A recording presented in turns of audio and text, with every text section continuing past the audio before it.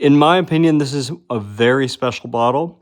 Let's talk about it. Sam Houston 15 is produced by the Western Spirits Beverage Company. This is a 103 proof bourbon sourced from Bardstown, Kentucky. This is 1792 Bardstown juice, a 74% mash bill on the corn, 18% rye, and 8% malted barley.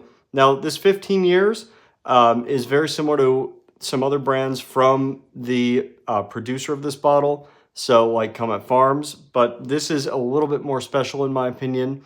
Really nice, small batches. They use 3 barrels in a batch. This is batch number 3 for Arizona.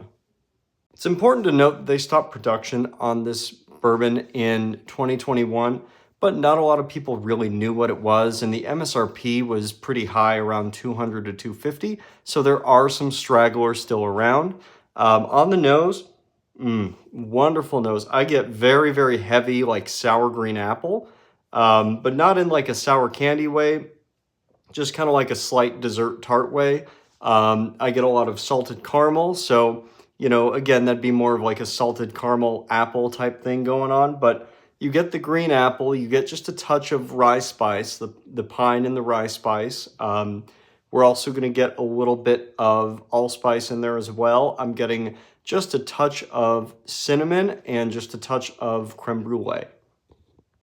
The palate is very green apple heavy. I'm getting the allspices, a little bit of that rye spice. We do get just a touch of like mintiness from the rye, interestingly enough, but mainly it's going to be that green apple caramel.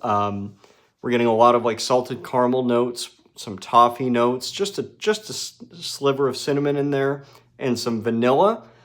We don't really get much of the Barton banana. That's not really there, which is interesting. It's very dusty, oak tannin-y, drier mouthfeel, and then it finishes out with just a touch of like a dark chocolate. But overall, really nice desserty notes, great after dinner drink.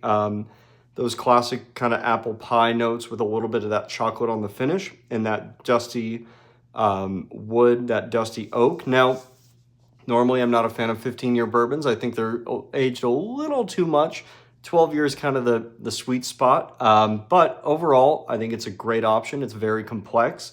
They're hard to find. Yes, they're a lot of money, but if you can find them, they're either going to be discounted or, you know, usually a couple bucks under MSRP. But overall, fantastic pour.